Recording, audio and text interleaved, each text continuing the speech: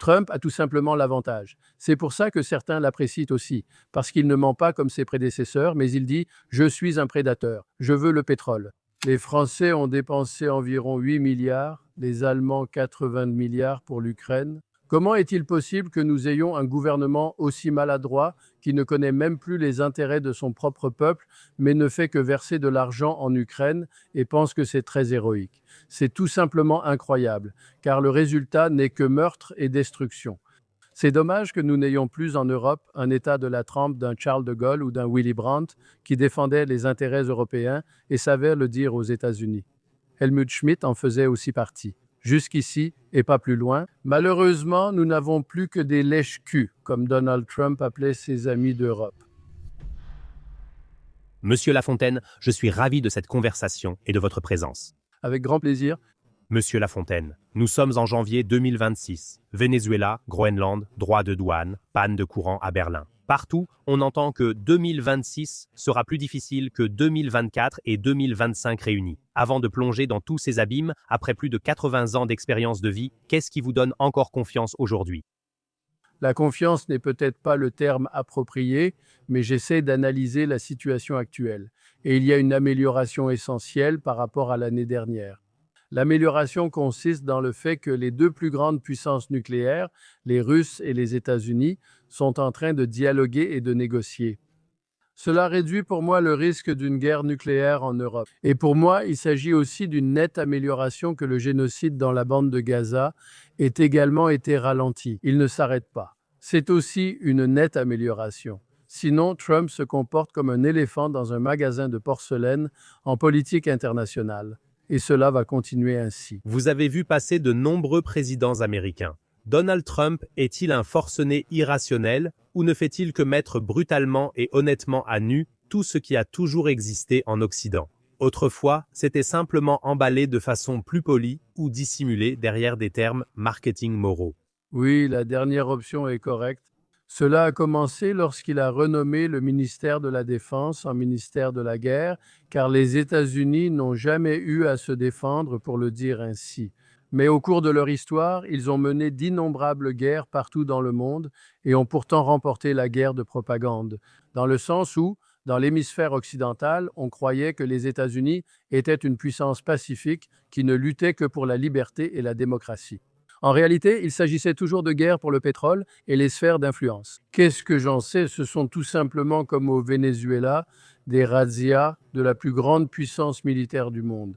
Et Trump a justement cet avantage. Certains l'apprécient car, à la différence de ses prédécesseurs, il assume « je suis un prédateur, je veux le pétrole ». Je n'aime pas le mot Schadenfreude, mais j'ai suivi la couverture médiatique récente avec beaucoup d'amusement.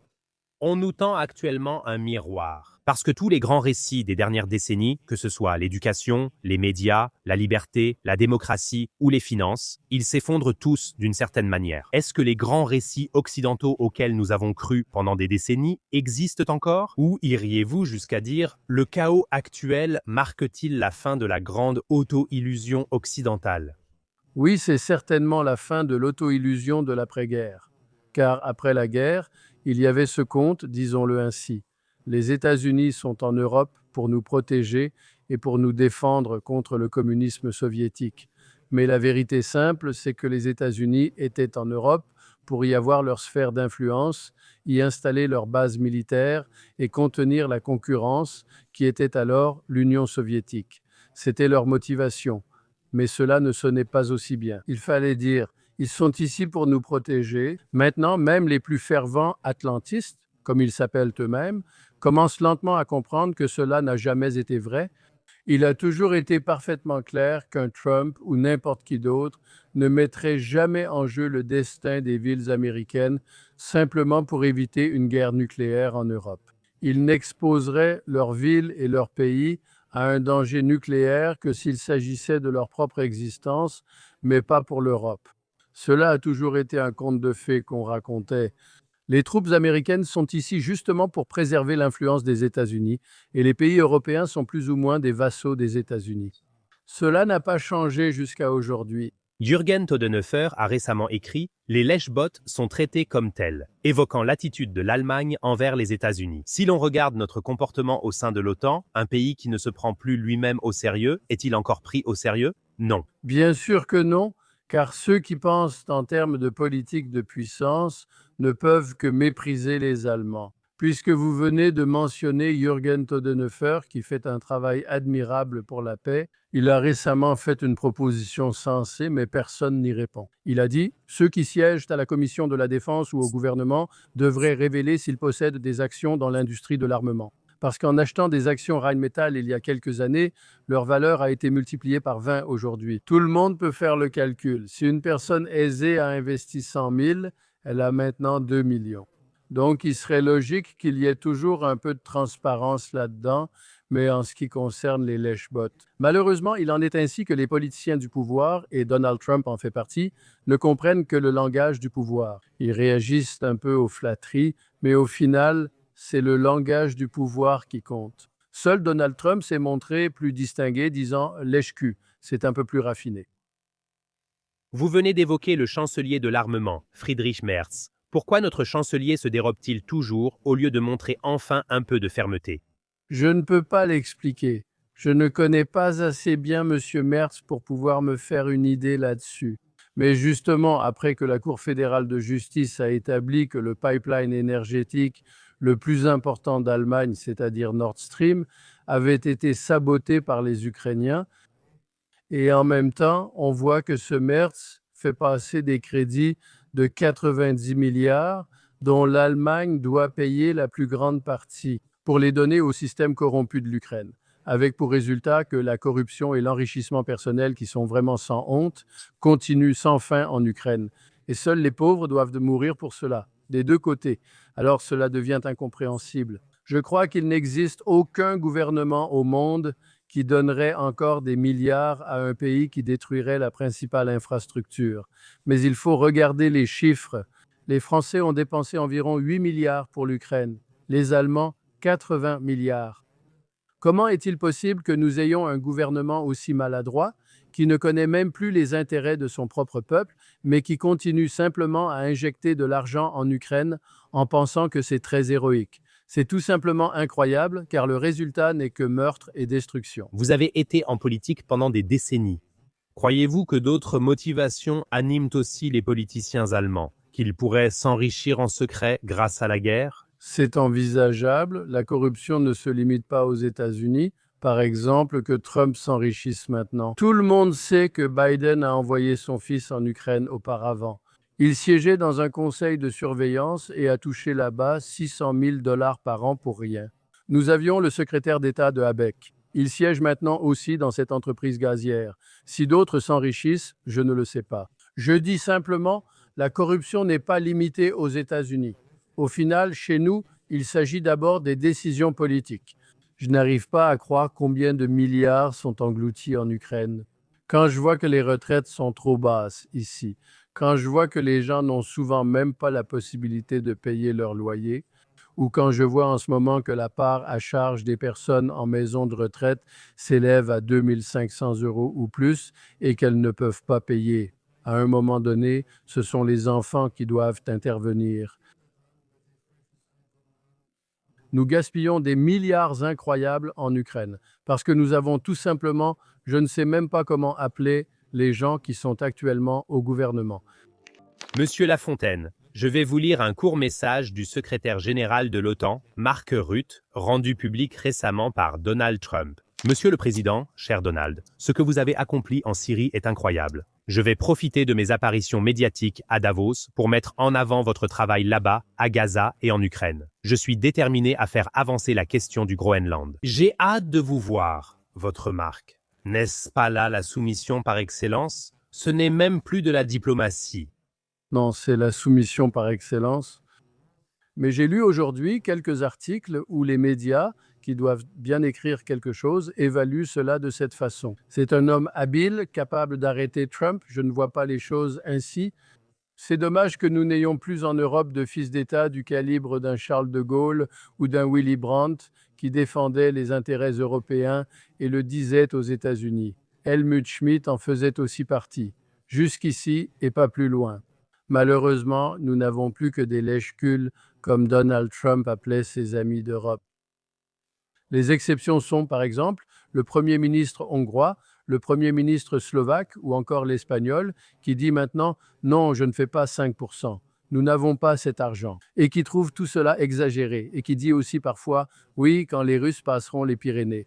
Donc il se moque. Ça prendra un certain temps. Mais les soi-disant pays centraux, les grands pays, rivalisent de lèche-cul, encore une fois pour citer Donald. Avez-vous déjà vu, au cours de votre carrière politique, un président américain jouer aussi ouvertement selon ses propres règles? Alors, y a-t-il encore de la décence en diplomatie ou plus du tout? Elle est complètement ignorée. Par exemple, publier un SMS qui lui était adressé. Non, je n'ai jamais vu cela. J'ai une vue d'ensemble de l'après-guerre. Le premier président Eisenhower était un général relativement intègre, mais il avait aussi quelques casseroles. On dit par exemple qu'il aurait approuvé l'assassinat de Mombas, pour ne citer qu'un exemple. Celui que j'ai admiré, c'était Kennedy. Il a prononcé un grand discours sur la paix peu de temps avant d'être assassiné. Et j'admire toujours Jimmy Carter, surtout après qu'il a quitté ses fonctions et qu'il n'était plus soumis aux contraintes de la présidence. Celui qui a parcouru le monde et qui a essayé de servir de médiateur et d'apporter la paix. Et c'est aussi un homme qui a révélé sans ménagement les faiblesses des États-Unis. Il a d'ailleurs dit « Les États-Unis sont une oligarchie avec une corruption sans limite, donc un pouvoir des milliardaires. » Et quand on regarde le cabinet de Trump, c'est tout simplement le cas. Comme vous l'avez dit dans votre question, Trump a une qualité rafraîchissante. Il ne ment plus aussi effrontément en ce qui concerne ses motivations, sinon il ment bien sûr aussi sans arrêt, mais il ne ment plus aussi effrontément sur ses motivations et il dit « je veux le pétrole ». Il ne dit pas « je veux libérer le peuple au Venezuela ». C'est ce qui le distingue. Les autres auraient tous dit qu'ils voulaient libérer le peuple là-bas. Maintenant, les dépenses militaires aux États-Unis vont passer de 900 milliards à environ 1,5 billion. Et partout, ils en ont à peine parlé. Austérité, crise, et on parle simplement de paix. Qu'est-ce que cela révèle sur l'agenda réel? Les guerres, qu'on les apprécie ou pas, restent avant tout un business très rentable. Oui, c'est ça le point. Depuis de nombreuses années, des commentateurs, même aux États-Unis, disent que l'industrie de l'armement contrôle plus ou moins le Congrès et le Sénat. Dans chaque circonscription, des dons sont faits par l'industrie de l'armement aux députés, aux sénateurs. Et c'est pourquoi nous avons ce budget militaire insensé qui n'a absolument aucune justification du point de vue de la protection des États-Unis. C'est vraiment de la pure folie. Ils approuvent toujours ce budget militaire insensé. Et pour les initiés, il faut toujours rappeler que l'élargissement de l'OTAN à l'Est a été imposé par l'industrie de l'armement américaine, alors même que la politique américaine n'en voulait plus. Ils avaient promis de ne pas élargir l'OTAN, mais l'industrie de l'armement a créé un comité. C'était en première page du New York Times et ils ont dit « Nous devons élargir l'OTAN ». Et bien sûr, ils avaient en tête qu'ils allaient ainsi gagner de l'argent, c'est-à-dire obtenir leur contrat. Et finalement, ils ont consciemment accepté que cela mène à la guerre. On peut dire ainsi, l'industrie américaine de l'armement voulait la guerre et elle l'a eue. Ici, en Allemagne et en Europe, nous racontons d'autres contes. Ils ont évoqué le Venezuela à certains endroits. L'arrestation de Maduro était jugée très précise, surtout en comparaison avec l'Irak ou la Libye, où des millions de personnes ont été tuées en même temps. Diriez-vous que, d'un point de vue purement stratégique, Trump a réussi un coup parfait ici? Je ne sais pas ce qui s'est passé là-bas. Je ne peux que spéculer pour l'instant. Il y a en effet toujours des informations selon lesquelles il y avait des connexions jusqu'au palais présidentiel et qu'il y avait une implication de la CIA. On sait bien qu'en Amérique du Sud, c'est prouvé des centaines de fois, la CIA est impliquée partout dans des coups d'État et tout ce qu'on veut, qu'ils soudoient des gens et tout ça. Je ne sais pas exactement ce qui s'est passé là-bas, mais la mission était bien sûr sans scrupule. Trump, avec le mensonge qu'il combattrait le trafic de drogue, et ensuite il fait couler des bateaux de pêche sans aucun respect pour la loi. C'était ça Trump, et c'est un exemple de sa brutalité. Pouvez-vous imaginer que Maduro finira un jour en exil, en Russie, au Qatar ou ailleurs? Parce que pour moi, cette arrestation m'a vraiment paru très suspecte. Peu de temps après son arrestation, il a traversé les catacombes en disant à tout le monde « Bonne année ». Et d'une certaine manière, il n'avait pas l'air blessé ou quoi que ce soit de ce genre. Oui, je ne sais pas. Comme je l'ai dit, Je n'y comprends rien non plus, mais j'ai une vision géostratégique des choses. Les États-Unis veulent dominer complètement le continent sud-américain et ils veulent les matières premières. Et Donald Trump a le grand mérite, devant l'opinion publique mondiale, de le dire sans détour, de sorte que nos atlantistes ne peuvent plus baratiner sur la liberté, la démocratie et je ne sais quoi d'autre. Ça a toujours été une insolence envers le Venezuela de dire « vous avez si mal géré votre économie ». Il se peut qu'ils aient mal géré leur économie. Et cela a probablement été le cas. J'aimerais voir ce qui arriverait en Allemagne si les Allemands ne pouvaient plus exporter, importer du pétrole ou faire des affaires dans le système bancaire international. Notre prospérité chuterait vite. Un observateur extérieur dirait peut-être « Ah, qu'ils sont bêtes, les Allemands, ils ne savent pas gérer leur économie ». Vous l'avez très clairement exprimé, mais le public ignore à quel point les Vénézuéliens ont souffert des sanctions américaines. Oui, ce qui est trop peu connu, c'est que les sanctions signifient aussi la mort. Il y a eu récemment une étude financière à laquelle, entre autres, Jeffrey Sachs a participé, qui a justement déclaré « Ces sanctions coûtent la vie à environ 40 000 personnes ». Et c'est facile à comprendre. Si l'on imagine que dans des situations critiques, les malades ne reçoivent pas les médicaments nécessaires. C'est aussi le résultat des sanctions. Ils meurent plus tôt, c'est ce qu'on a dit. Les chiffres sont contestés, mais on estime qu'en Irak, à cause des sanctions, 1/2 million d'enfants sont morts faute de médicaments. Et c'est là que la célèbre Madame Albright a été interrogée. Est-ce que cela valait le prix? Et à l'époque, elle a prononcé cette phrase terrible, oui, cela valait le prix. Et cela se passait à une époque où les Verts invitaient toujours cette pacificatrice chez eux pour étudier la politique étrangère. Plus tard, Joschka Fischer a travaillé avec elle au sein de cabinets de conseil. Si l'on regarde toutes les offensives prédatrices de ces 1 à 2 dernières années, c'est une bombe atomique. C'est très provocateur. Au final, ce n'est pas le seul bouclier pour se protéger d'une ingérence extérieure et être considéré comme souverain. Parce que, comme vous l'avez très bien expliqué tout à l'heure, les traités semblent ne s'appliquer qu'aux faibles, alors que les puissants, eux, ont en quelque sorte leur propre ordre. Oui, cela a souvent été dit. Si Saddam Hussein avait eu une bombe atomique, les Américains ne seraient pas intervenus. Ou Kadhafi, ou peu importe qui d'autre on pourrait citer. Et le petit dictateur en Corée du Nord, il pense comme ça. Cette mentalité se répand partout dans le monde. Et on discute aussi en Europe de la possibilité d'avoir une force de dissuasion nucléaire européenne. L'argument contraire, c'est que je me sentais le plus en sécurité à l'époque de Willy Brandt et de Gorbatchev, à l'époque de la politique de paix, du bon voisinage et de l'amitié. Pour moi, cela reste la meilleure forme de défense. Malheureusement, les responsables à Berlin et en Europe ne le comprennent plus. Si nous avions des relations comme à l'époque de Willy Brandt avec les Russes, nous n'aurions même pas besoin de parler de ces choses. Et en ce sens, il est inévitable qu'un tel débat ait lieu. Si on ne parle plus que des armes, on dit les armes nucléaires sont les armes qu'il faut avoir, justement pour qu'un Trump ou quelqu'un d'autre ne puisse pas nous faire chanter. Et c'est pourquoi les Français ont des armes nucléaires et c'est pourquoi les Britanniques ont des armes nucléaires. Cependant, à plus long terme, je suis depuis longtemps en faveur d'une union franco-allemande, justement pour donner plus de poids à l'Europe, parce que je pense depuis longtemps qu'avec tous ces nombreux États sous le toit de l'Union européenne, il est rarement possible d'atteindre un quelconque consensus sur quoi que ce soit.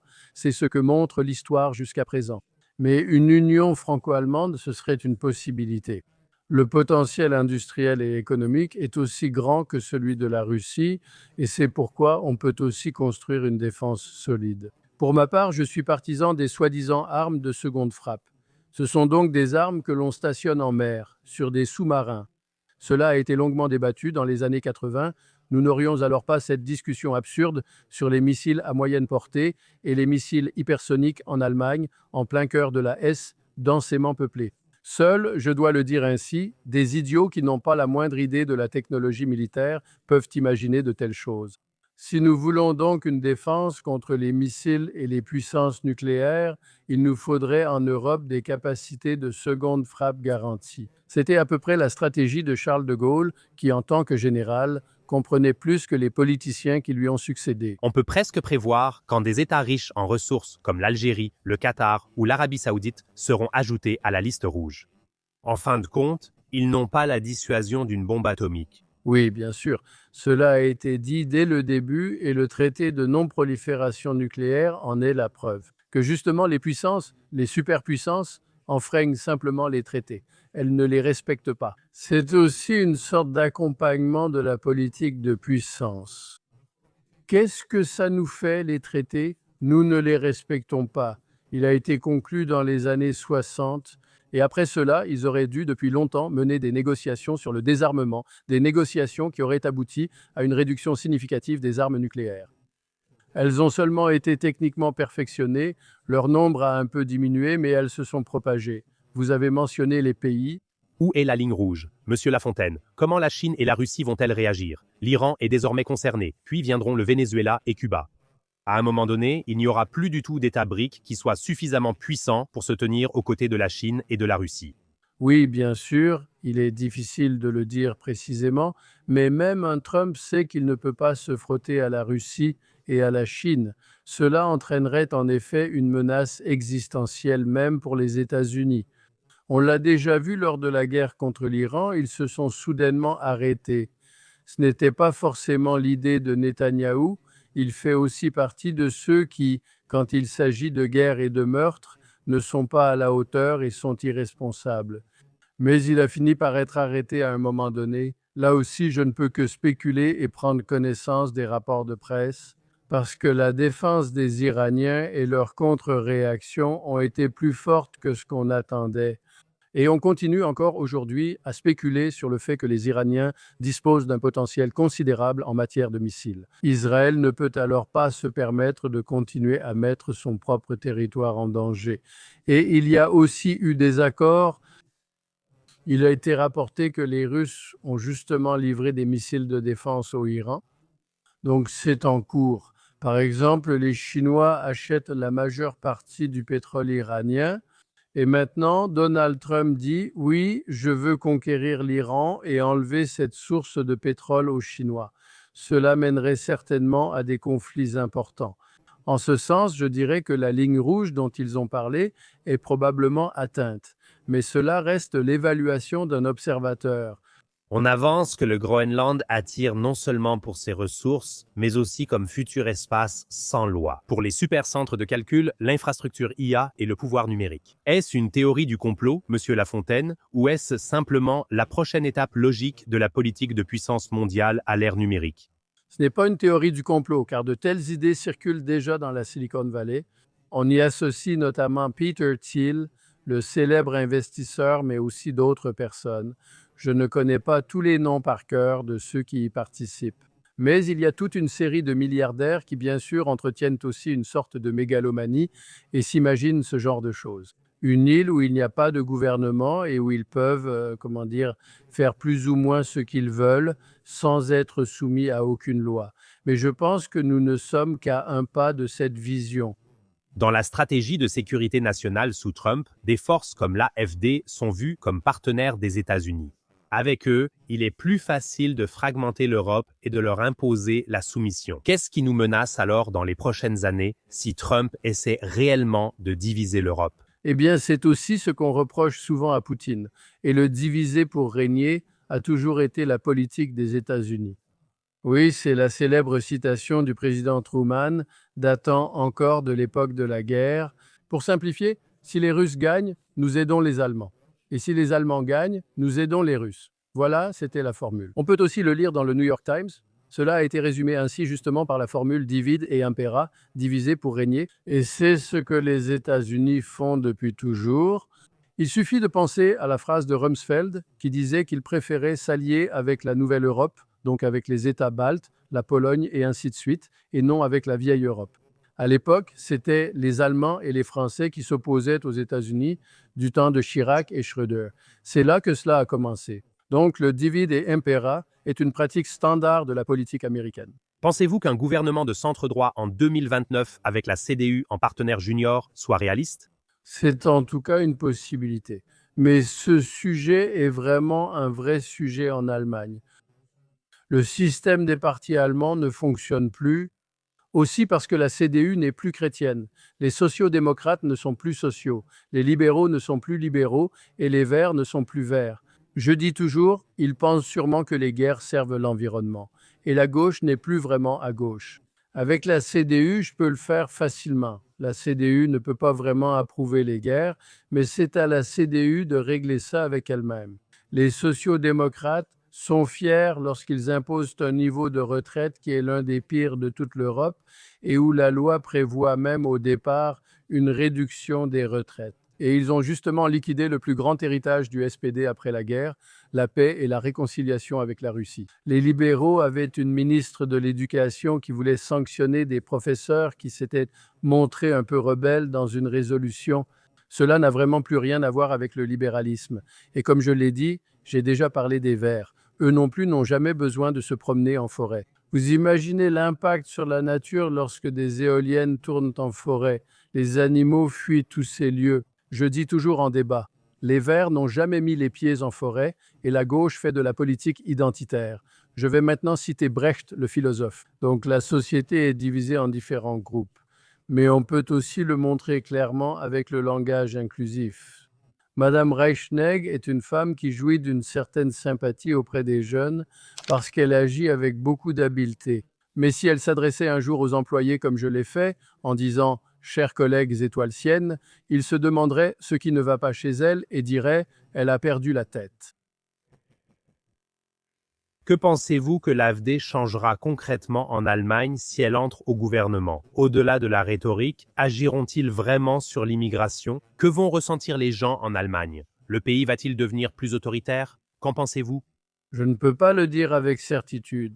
Il faut aussi prendre en compte l'évolution de l'AfD. Elle n'est pas homogène. On a simplifié cette aile, l'aile de l'OTAN. Il y a les Allemands de l'Est qui défendent plutôt des opinions politiques que je considère comme justes en matière de politique étrangère. Par exemple, de bonnes relations avec Washington, avec Moscou, avec Pékin, c'est la seule politique raisonnable et qui plaide aussi pour mettre fin à la guerre en Ukraine et ainsi de suite. Et quand Schloury était récemment en Allemagne de l'Est en mars, il a aussi raconté n'importe quoi. Il faudrait encore chercher un compromis avec la Russie. J'étais content et je me suis demandé « Oh mon Dieu, a-t-il enfin compris ?» 3 jours plus tard, il était en Pologne et il a de nouveau tenu un discours incendiaire. Donc ce que l'AfD ferait au niveau fédéral, elle dit 70% de niveau de retraite, il faut bien se rendre compte de ça. Ensuite, Mme Weidel dit 5% du produit national brut pour les dépenses militaires. Pour un homme politique local, régional et fédéral chevronné, c'est évidemment complètement absurde. Ça ne marche jamais. Donc ce qu'il ferait ensuite, je ne sais pas. J'ai toujours été partisan, comme c'était le cas autrefois chez les Verts ou chez les Linke, chez le PDS, d'impliquer l'AfD dans le gouvernement régional. Mais la CDU attendra sûrement que l'AfD puisse gouverner seule quelque part en Allemagne de l'Est. On verra alors ce qu'elle fera dans un gouvernement régional. Pour l'instant, on ne peut pas faire grand-chose. Ce que l'on appelle dans l'AfD sa caractéristique particulière ou sa marque de fabrique. Et au niveau fédéral, je ne me risquerai pas à faire un pronostic.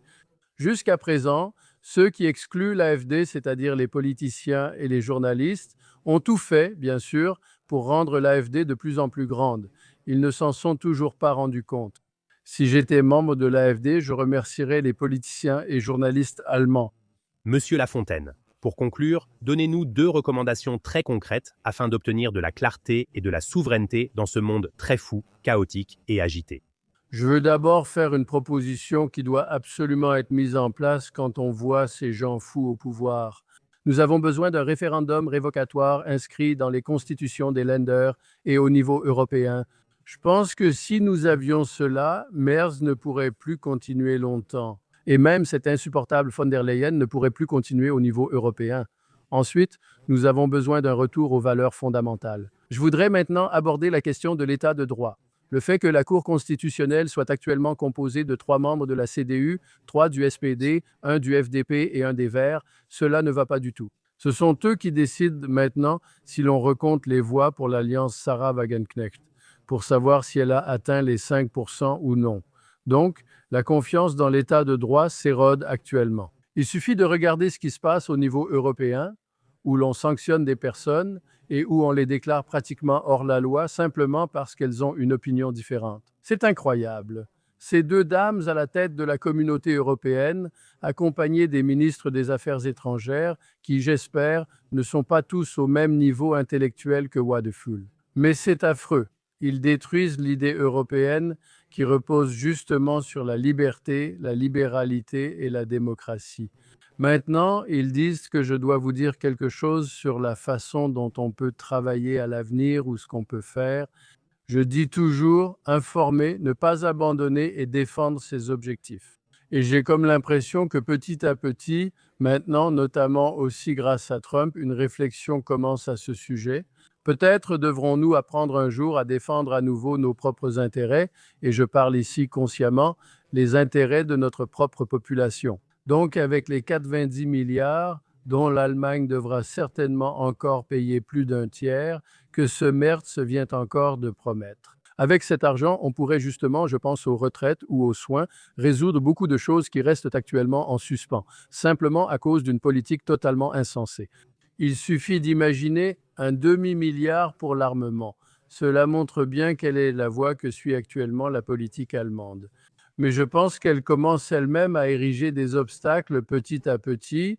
À un moment donné, ça ne peut plus continuer parce que ce qu'on raconte là, des milliards insensés pour l'armement, des milliards insensés pour l'Ukraine, mais ensuite, il n'y a pas ou presque pas de coupe dans les retraites et les autres prestations sociales. Tout cela ne tient pas debout. À un moment, il y aura une correction. Que faites-vous, monsieur Lafontaine, pour vous ressourcer? Êtes-vous souvent dehors ou dans la nature? Oui, mais je lis aussi beaucoup. Quand je lis des livres intéressants, je suis toujours dans un autre monde. Et je suis simplement content d'apprendre encore quelque chose de nouveau chaque jour. Magnifiquement formulé, monsieur Lafontaine. Ce fut un honneur d'échanger avec vous. Restez anticonformiste, bâtisseur de ponts, une bonne personne, sans suivre la première narration venue. J'attends notre prochaine conversation. Je vous remercie aussi.